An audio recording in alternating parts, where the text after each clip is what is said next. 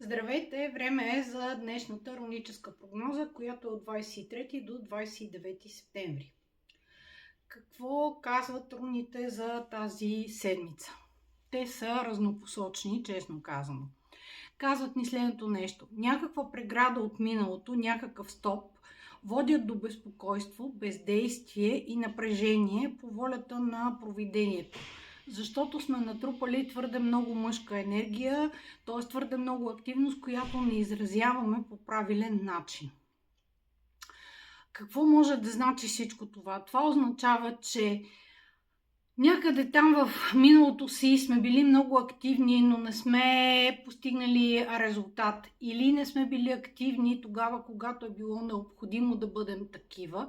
И затова сега имаме някакъв условен стоп и преграда, които ще ни образуват напрежение и ще ни водят до бездействие.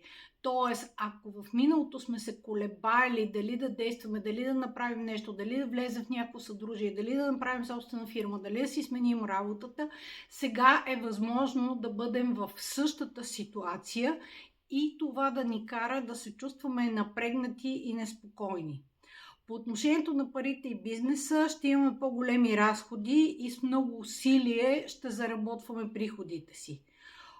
По отношение на любовта е необходимо да има адаптация, баланс, движение в потока.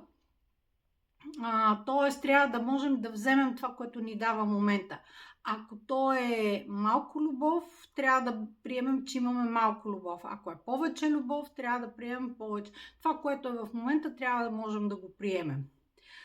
И здравето е най-добре в тази седмица, защото ни казва, че имаме курс за ново начало, за планове, за движение към нещо ново. Може да откриете нов лекар, може да откриете нова хранителна добавка или ново лекарство. Тоест имате нов път за лечение. Какво казват глаголическите карти? Как да се справим с тази ситуация? Падна се ферт. Или това е старобългарската думичка хвъргам. Тоест, какво ни казва картата? Картата казва така. Тази карта ви подканва да разпръснете божествената светлина, т.е. всичко, което сте научили през обучение от собствения си опит, както и да споделяте добротата си с другите си качества с хората, с които можете да бъдете полезни.